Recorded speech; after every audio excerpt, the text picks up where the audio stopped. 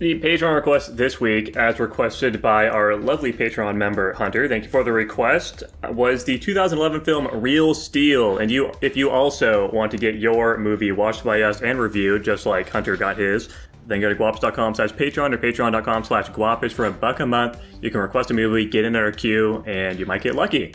And let's have Nico talk about the plot of this one. Alright guys, so Real Steel is a film about Hugh Jackman fighting with robots, but damn, his robots fucking suck ass until his dumbass kid ends up falling down a pit and gets saved by a robot. Adam like the first man, because he was one of the first robots, but spelled A-T-O-M, it's not actually Adam. And through the power of being fucking Rocky, he's able to win big against all the other dang old robots. Tanner, what's your fun fact? Fun fact, the Crash Palace fight was filmed in an actual defunct Model T automobile plant. Huh. Neat. That is a neat fun fact. I'll give that a neat instead of good or bad. Whoa. Guys, I have to say, this is probably about the most average film we could watch. I'm giving it a B-. It's like, yeah, you made an average film that's on the good side. I am slightly lower than you at a C+. There we go. Tanner, how about yourself? Dude, I think this movie is about as good as a movie that is this can be. I'm at a B+. Okay. Dylan. Yeah, I really liked this movie a lot. I think I gave it an A+. There we go. Fantastic. Not gonna lie, guys, this is probably the best film we watched this week. This is easily the best, and unfortunately, there isn't a ton of competition. I was gonna say there's not a lot of competition. Yeah, I guess I'll kick us off. I think my biggest problem with this movie, outside of it just being impossibly generic and a really blatant ripoff of just Rocky and its general structure, is that it just feels like there's no progression with their skill level. Like, we see some shadow boxing training and stuff happen, but the actual training aspect of it is such a minor aspect. And that's one of the things I liked about Rocky a lot, is you see him go through his struggles, but we don't see any of that in this movie. All they do is just fucking win. The only struggle they get in their progression is them getting their ass beat and all their money stolen. But it doesn't even fucking matter in the end. It literally isn't a setback at all, because then they go and win against the big boss was just some shitter bot. It doesn't make any fucking sense. It's just stupid. Yeah. And it really just throws away a lot of goodwill the rest of the movie had for me. Because it really, in the end, it's just super fucking generic with a really contrived plot and a stolen idea. So I'm not crazy about this one, but production value is good. It's a good looking movie outside of some questionable CG at times. And I think the actors do a good job, especially the kid. I think he's a standout. Hugh Jackman's kind of whatever. It's, it's a fucking movie of all time. Yeah, exactly. Like, when we look at something like Here Comes the Boom, for example, it's like there are stakes as to oh, they're trying to earn money for this such and such thing. Here it's just they want money. And so by the time they get to the final fight, it's well, this is just something they're doing as father and son. There's not really any stakes to it beyond that. They just want to win.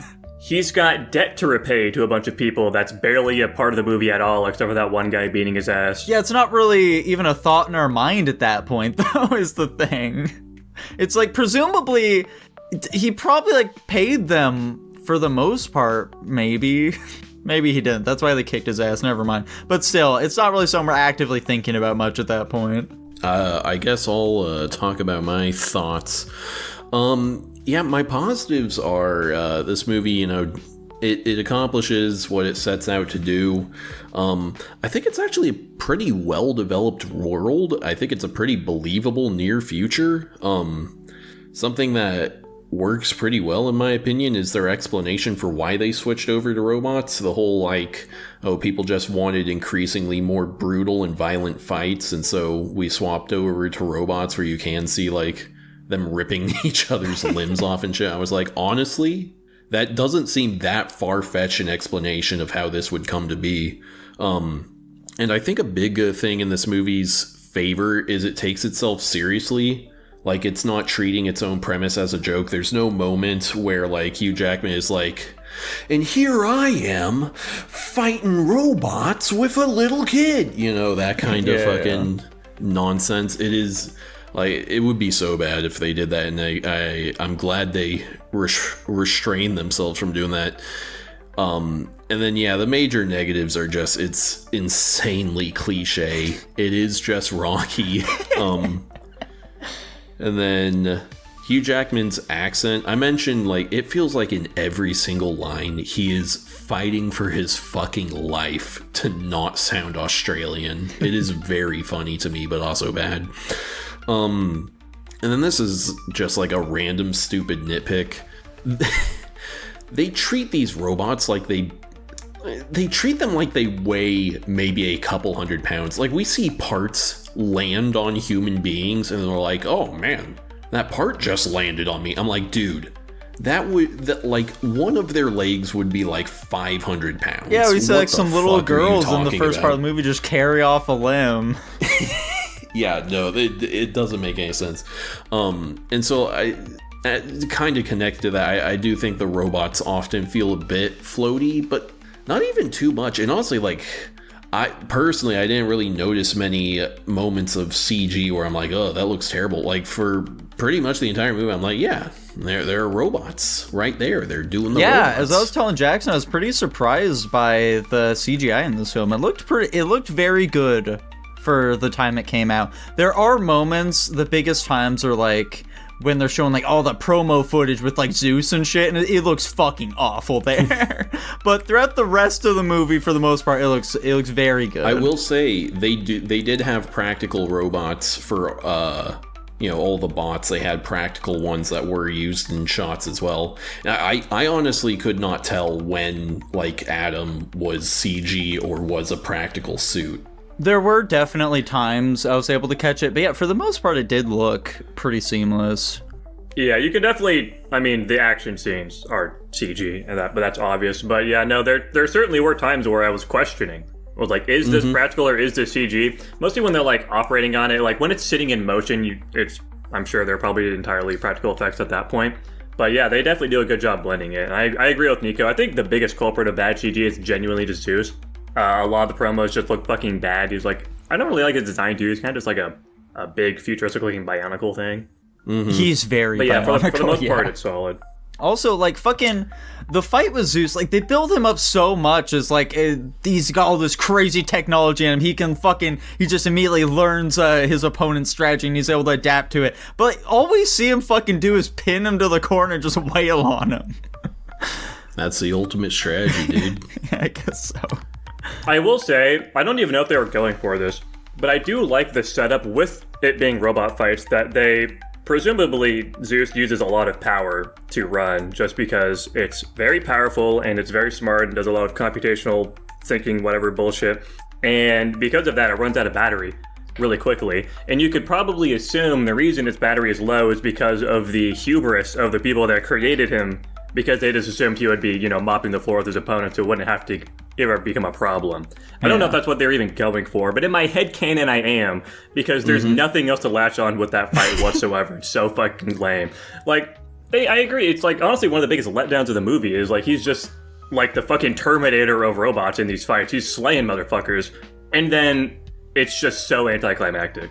Yeah, like, the best part of that fight is, like, the very beginning, where it just keeps fucking wailing on Adam, just immediately knocking him down. It's like, Jesus Christ. Like, you can definitely see the fight just immediately ending upon that initial smash, because it just looks so brutal. Yeah. I wish they set up the battery running out at all.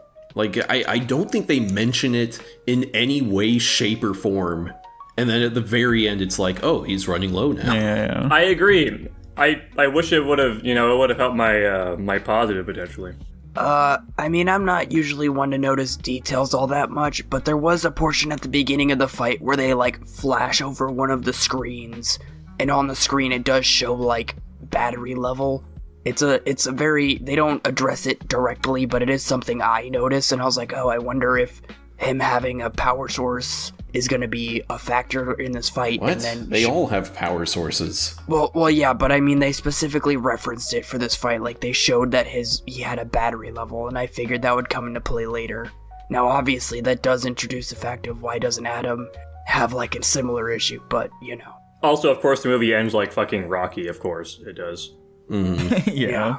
And there's also just the elephant in the room with fucking Adam, where it's like, if they can just make like some shitter this insanely durable, why aren't like all the actual competitive robots exactly like this? Like, what makes him so special? Probably because at the beginning of the movie he can take a hit, but he can't dish it out. Yeah, but like, Listen, like a man, trade-off. we've all played hero shooters. Guess what always becomes the meta? That's right, tanks. I mean, you're not wrong, I suppose. That's so true. Dylan, do you want to give your thoughts and then I'll talk about Steel? Yeah, I'll summarize as best I can. Yeah, I think the emotional parts of this movie worked a lot on me, which is probably why my ranking overall is just higher. I agree. I think the CGI for its time was very well done. I also will agree with Nico, the fucking promos was probably the most noticeable part, but I kind of just hand-waved it because it's like, well, it's like animation or something inside the movie or whatever. That's a very bad way of explaining my thought on that, but also shout out to Xbox 720. The promo got put in the movie for a console that never was. But yeah, I think that the character development overall was fun to watch, and I like, you know, it I figured Tanner would be so fucking pissed that I would rank this movie higher despite it being a Rocky clone. I'm sure, you know, that isn't not the case. God damn it. You do have this higher than Rocky, you fucking that's maniac. so funny. I'm shocked you did not catch that as soon as I said my ranking anyway. But yeah, I mean, obviously, I don't care if a movie is cliche or whatever. You guys know that about me at this point. So, but yeah, I just like the struggle and overcoming in this movie, and I think it made a lot of connections for me in the end. Well, I want to go ahead and talk about the short story that this movie was heavily quote-unquote based on, called Steel by, what's his name? Richard something? Dawkins. I can't remember. Oh, well. These have about as little in common as is possible. Like, there are robots and they are boxing in the original story, and that is where these similarities end. It's a neat little read, and the Twilight Zone episode is very good. So I really just highlighted three main differences I think are kind of funny. In the book, the reason boxing for humans is banned is because there was some kind of massive war that has depleted the male population to the point that they banned boxing, so that, I guess, just to avoid people dying in the ring. Oh my lord. Yeah, it is very, very offhandedly mentioned, though. A big difference is that in the book, the robots are intentionally made to look exactly like humans.